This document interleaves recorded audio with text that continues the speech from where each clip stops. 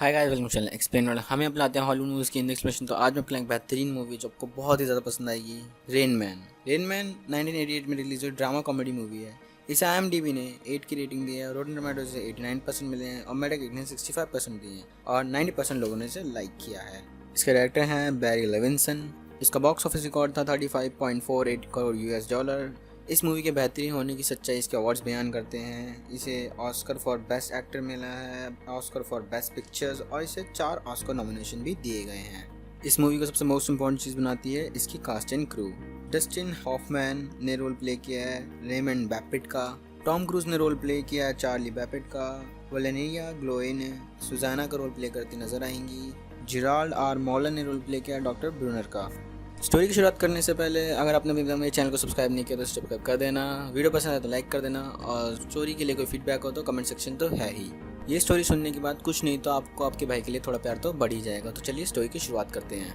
तो स्टोरी की शुरुआत होती है चार्ली से, जो कि एक कार डीलर है। उसके कस्टमर्स ने उससे लैम्बोर्गिनीज की डिमांड की है, इसलिए उसने लोन लेकर 4 लैम्बोर्गिनी इंपोर्ट कराई है। लेकिन पोर्ट पर EPA ने कारों को रोक लिया है क्योंकि उनके पॉल्यूशन पेपर्स और बाकी डॉक्यूमेंट्स में बहुत दिक्कत है। चार्ली को लैम्बोर्गिनीज जल्द से जल्द अपने कस्टमर्स तक पहुंचानी, क्योंकि उनके कस्टमर्स उसे एडवांस पैसे दे चुके हैं और अब वो और वेट नहीं कर सकते अपनी कारों के लिए। जैसा कि चार्ली एक उभरता हुआ बिजनेसमैन है, इसलिए वह अपने बिजनेस को बचाना चाहता है। इसलिए वह अपने उन कस्टमर्स से थोड़ा टाइम और मांग लेता है उनकी कार्स को उन तक डिलीवर करने के लिए, जो कि EPA ने रोक ली है पोर्ट पर। चार्ली का एक छोटा सा ऑफिस है जिसमें सिर्फ 3 लोग काम करते हैं, खुद चार्ली, उसकी गर्लफ्रेंड सुजाना और उसका फ्रेंड। चार्ली को सडनली पता चलता है कि उसके पिताजी गुजर गए हैं। जब वो अपनी गर्लफ्रेंड सुजाना के साथ उनके फ्यूनरल पे जाता है तो उसे पता चलता है उसके पिताजी अपनी बेशुमार दौलत में से सिर्फ उसके लिए एक विंटेज कार और एक फूल का गुलदस्ता छोड़ गए हैं। चार्ली को पता चलता है कि उनके पिताजी ने बाकी $3 मिलियन किसी अननेम्ड ट्रस्टी के नाम कर दिए हैं। जिसका पता वो लगाता है तो उसे पता चलता है कि वो अननेम्ड ट्रस्टी किसी मेंटल इंस्टीट्यूशन में है। उस मेंटल हेल्थ केयर में जाकर चार्ली को पता चलता है कि उसका एक बड़ा भाई भी है जो कि 7 सिंड्रोम से ग्रस्त है। और ये बात चार्ली को उस मेंटल हेल्थ केयर के हेड डॉक्टर ब्रूनर से पता चलती है, जो कि उसे बताते हैं कि ये तुम्हारा बड़ा भाई है। चार्ली उसे देखकर बोलता है इसे तो मनी कॉन्सेप्ट के बारे में पता ही नहीं है कि पैसे कैसे होते हैं और उसे कैसे खर्च किया जाता है। चार्ली का बड़ा भाई रेमंड बैबिट, जो कि ऑटिस्टिक सेवेंट है, इस बीमारी में वो दूसरे लोगों से ज़्यादा बात नहीं करते, शर्माते हैं। रेमंड की जो दिमागी संतुलन है वो ठीक नहीं है, वह दुनिया को उस नज़रिए से नहीं देख पाता जिससे बाकी लोग देखते हैं। रेमंड का एक परफेक्ट रूटीन है जिसे उसे उसी टाइम पर परफेक्टली फॉलो करना होता है। वह उसे बिल्कुल भी मिस नहीं करता और उसके साथ आप बिल्कुल भी हिंसात्मक नहीं हो सकते। चार्ली बैबेट को ये भी पता है कि उसके बड़े भाई के नाम पे $3 मिलियन हैं, तो वह एक उभरता हुआ बिजनेसमैन तो है ही। उसे अपने डूबते हुए बिजनेस को बचाने के लिए पैसे की ज़रूरत है, इसलिए उसके मन में लालच आ जाता है और वो सोचता है अगर मैं चार्ली की कस्टडी ले लूँ तो पैसों पे भी मेरा कंट्रोल आ जाएगा, जिससे मैं अपने बिजनेस को बड़ा और सक्सेसफुल बना पाऊँगा। इसलिए चार्ली रेमंड को घुमाने के बहाने वहाँ से भगाकर किसी होटल में ले जाता है अपनी गर्लफ्रेंड सुजाना के साथ। लेकिन चार्ली जब रेमंड को देखता है कि उसे अपना रूटीन फॉलो करना है और उसके पास वो सारी चीज़ें नहीं है जो उसके रूटीन फॉलो करने में उसे मदद करे, तो वो उसके साथ मिसबिहेव करता है, बदतमीजी से बात करता है। ये सब देख के सुजाना को बहुत दुख होता है और सुजाना उसे कहती है कि तुम हम दोनों का यूज़ कर रहे हो। इसलिए ये कहकर सुजाना वहाँ से चली जाती है और चार्ली ये सब सुन के बहुत ज़्यादा ही फ्रस्ट्रेटेड हो जाता है।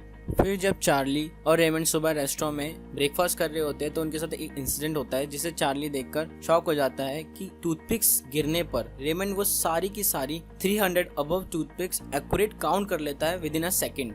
इससे ये पता चल जाता है कि वो बाकी चीज़ों में तो डल था, लेकिन रेमंड के पास एक परफेक्ट स्किल थी काउंट करने की और कैलकुलेट करने की। इसी वाक्य के दौरान चार्ली को डॉक्टर ब्रूनर के फ़ोन भी आ रहे होते हैं कि तुम्हें रेमंड को वापस लौटाना होगा, वो तुम्हारी कस्टडी नहीं है, वो मेंटल हेल्थ केयर की एक संपत्ति है।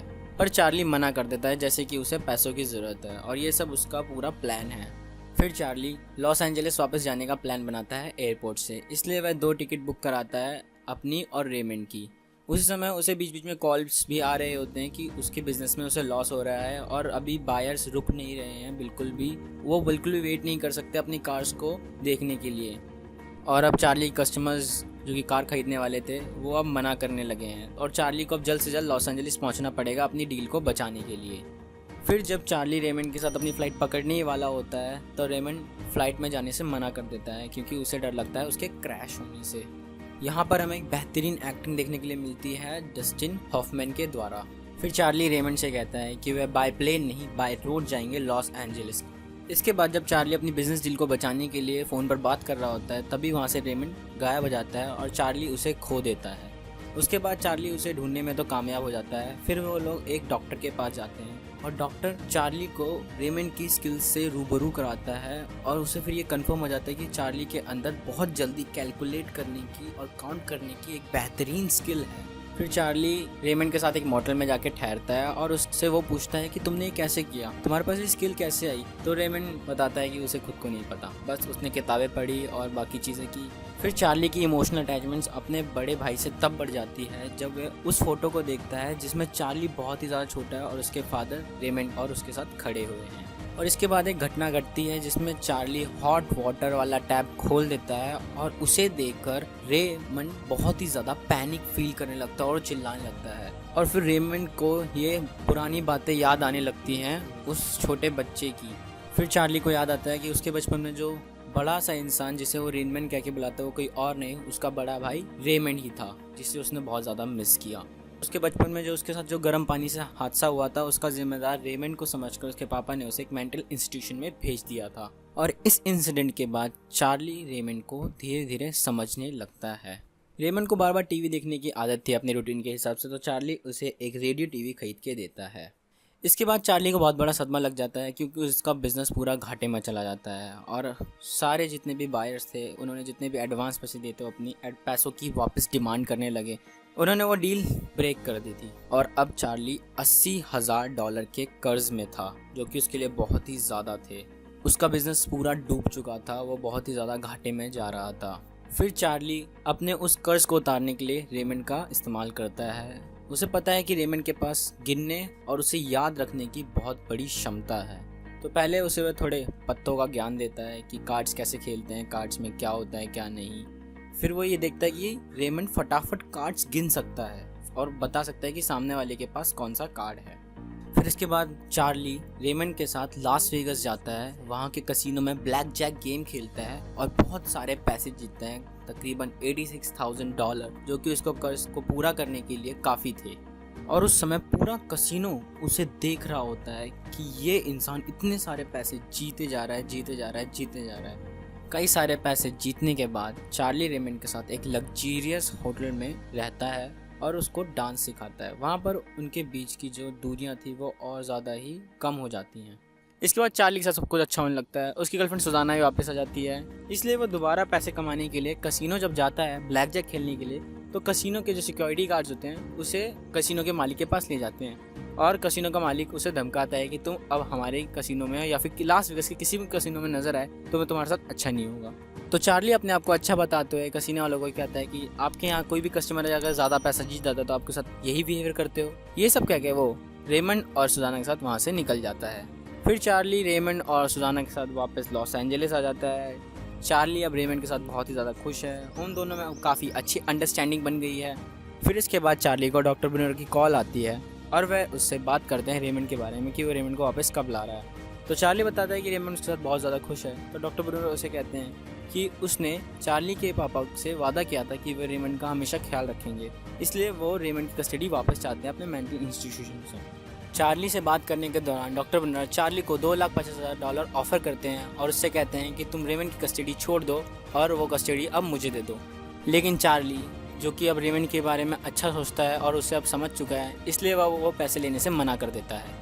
फिर अगले दिन कोर्ट एक साइकेट्रिस्ट को अपॉइंट करती है जो कि रेमंड से कुछ सवाल पूछकर उसके भाव जानने के लिए नियुक्त होता है। अपनी पूछताछ के दौरान साइकेट्रिस्ट रेमंड से पूछता है कि वो किसके साथ रहना चाहता है, चार्ली के साथ या फिर अपने वापस अपने मेंटल इंस्टीट्यूशन जाना चाहता है। जब साइकेट्रिस्ट रेमंड से ये सवाल पूछता है तो वो कहता है कि उसे चार्ली के साथ रहना है। फिर वो उस बात को लेकर कुछ ज़्यादा ही कंफ्यूज सा नज़र आने लगता है। फिर साइकेट्रिस्ट ये देख लेता है कि रेमंड अपने लिए कोई चयन नहीं कर पा रहा है कि उसे किसके साथ रहना है, वो अभी भी बहुत ज़्यादा ही कंफ्यूज है। अपनी पूछताछ के दौरान जब साइकेट्रिस्ट रेमंड से कुछ सवाल पूछता है तो रेमंड उन सवालों को सुनकर फ्रस्ट्रेटेड हो जाता है और बहुत ही ज़्यादा परेशान फील करने लगता है। फिर चार्ली रेमंड को फ्रस्ट्रेटेड देखकर उस पूछताछ को रोक देता है और कहता है कि हाँ, आप इसे वापस मेंटल इंस्टीट्यूशन ले जा सकते हैं, बस इसे परेशान मत कीजिए सवाल पूछकर।